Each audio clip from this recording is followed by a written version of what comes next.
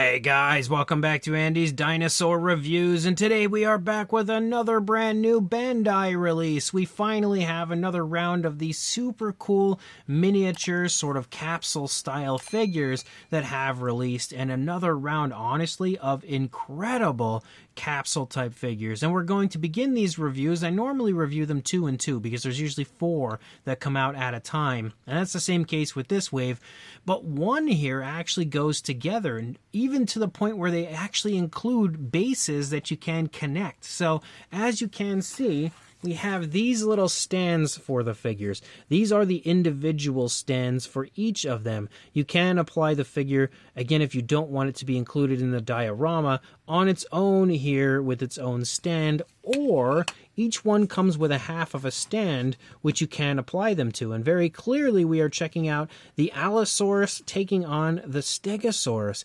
And honestly, how can you not want these two to be together? So I, of course, instantly put mine together, and I think it's one super cool diorama. Even loving the fact that the Stegosaurus kind of looks like it's down here walking through a stream, as we can see water down here by its feet, and it connects nicely to this area, which makes it look like the Allosaurus is coming down from a little bit of a higher ledge to take down and attack the Stegosaurus, and we can see the Stegosaurus is kind of reacting to that. So super cool on the part of Bandai to come up with a very, very neat looking diorama like this. And I think, again, it is incredibly well done. Probably one of the most fun looking Allosaurus versus Stegosaurus dioramas I've seen in quite some time. Now, to take a closer look at these guys, I'm actually going to bring the camera up and then see if I can pull them back off. I hate to do it because I really don't want to, but actually maybe I'll just do it that way. Yeah, I'll just pull the dinosaurs off and then we can just take a look at the base afterwards. So, when it comes to the Allosaurus, you can see the Allosaurus looks pretty cool. He's got his mouth wide open as he's about to kind of chomp down on the Stegosaurus. We can see the teeth sculpted out on the inside of the mouth. A little bit jumbled together, but considering the size of the figure, I think it looks okay. They're also painted with a light tone. A little sloppiness when it comes to the paintwork of the teeth on the inside of the mouth on the lower jaw, but it looks all right. We can see the tongue in there. There's also a nice pinkish or dark pinkish tone on the inside of the mouth. You can see a little detail up there on the inside of the mouth.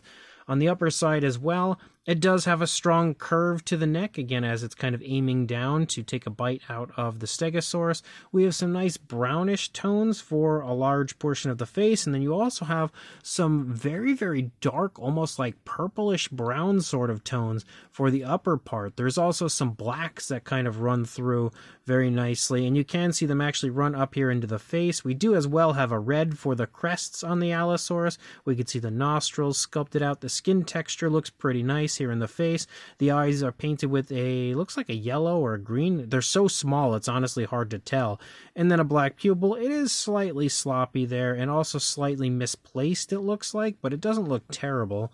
Let's take a look at the opposing side. It looks a little bit better over here, that's for sure. And you can also get a nice feel for what the head sculpt looks like. There is an obvious seam here where the lower jaw was applied, but considering these figures actually come like taken apart and unassembled, you would have to assemble it yourself. So as you move through, you are going to see seams, like you can see a seam in the neck and a seam in the tail. We can also see a seam for the leg right there, and you don't see that over here. Oh no, you kind of do. You do see a little bit of a seam for the legs. So you don't actually have to connect the legs. They're already connected, but they just, I guess, didn't bother filling the seams, because when there are seams through the majority of the figure, I guess why bother? But moving through the body, we can see all sorts of osteoderms, almost Carnotaurus-like osteoderms following through the neck down into the body. We see them following along the spinal column of the Allosaurus as well.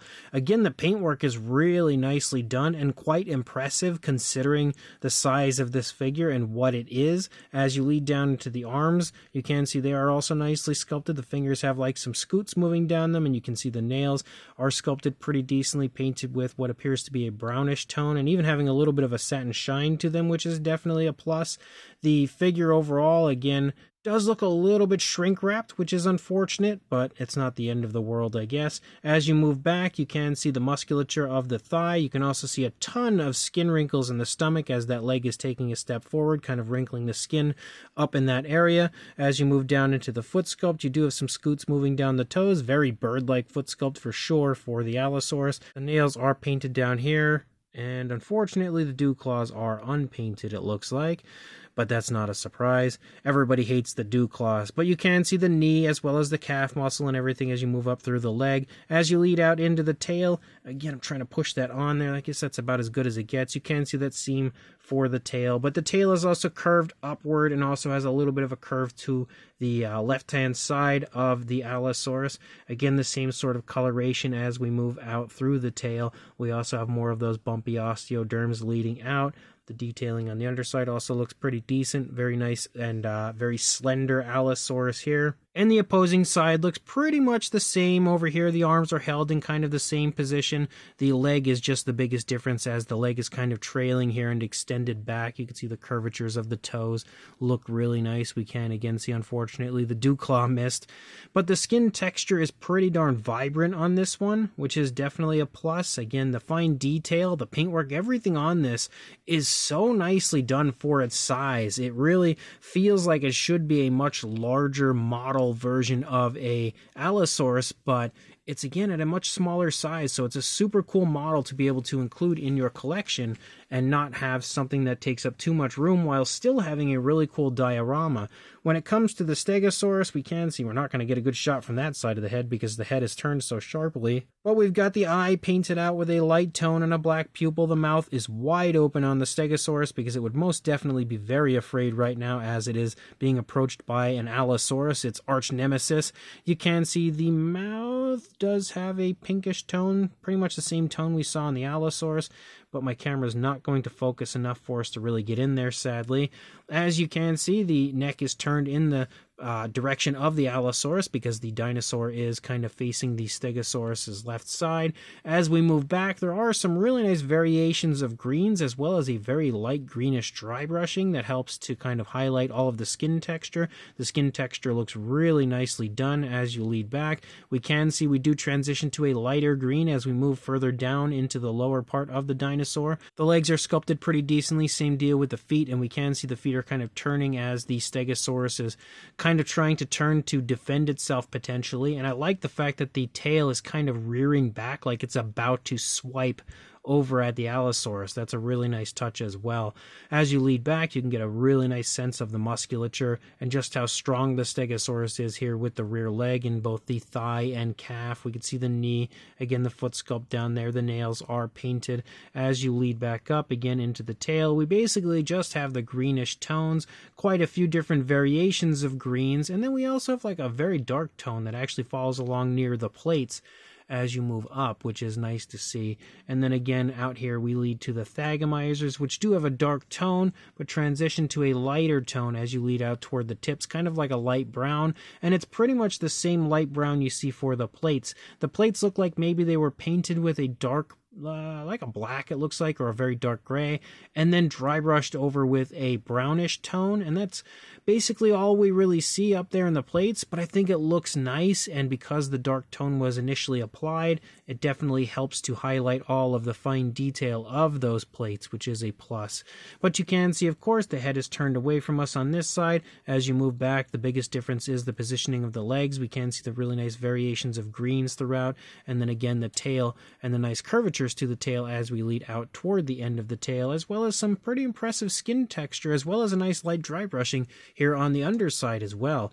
Again, like I always say, the paintwork of these is really impressive considering their size and what they are. And then we have the base here, which as we can see, we have like a stream kind of flowing, and it does have a nice genuine wet look to it, as well as a ledge over here with some fallen tree like stumps and stuff, and like broken trees down here on the side following along the side of the river or stream. And then we have the little ledge here where the Allosaurus is walking. I love the fact that there's a good bit of variation of color with some nice dry brushing and different shades of browns and even some greens, kind of giving it a little bit of a mossy look as you lead along the wood right there.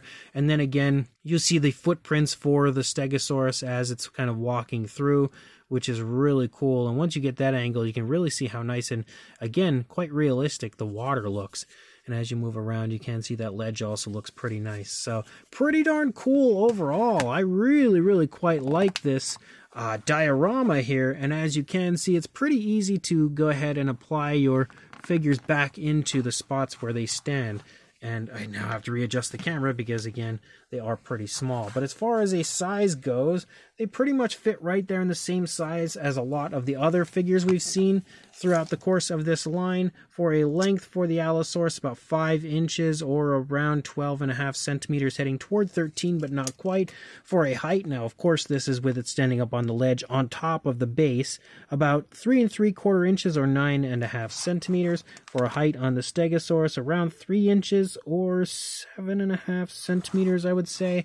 And then for a length, about 4 1/4 inches or 11 centimeters. For a size comparison, there is Mr. Papo T-Rex, the Attack Pack, Allosaurus, Robert Muldoon, and the Collect Day Human Being next to our Allosaurus and Stegosaurus diorama from Bandai. And you can see that, again, they are really quite small, just like all of these figures have been the entire time. But they always have a super cool, quite beautiful diorama taking place. They always have really nice scenes, which I love. But you can see, again, they are definitely on the smaller side. Now, because we have reviewed quite a few of these figures already, I don't feel like we need to do very many comparisons because we've already established the size of these type of figures in the past, and since they are all roughly the same size, just different dioramas and different species, we already should know roughly that these would follow the same size range as the previously reviewed figures and previously released figures. But just for one more comparison, here is a Captives and Mattel minifigure next to these Bandai figures, just to give you one more idea of a size. So this Bandai Allosaurus versus Stegosaurus diorama is really fun. It's always nice to have a good diorama of these two, especially considering they're just like it's like T-Rex and Triceratops and then Allosaurus and Stegosaurus. Those are the most epic prehistoric battles that you can normally think of,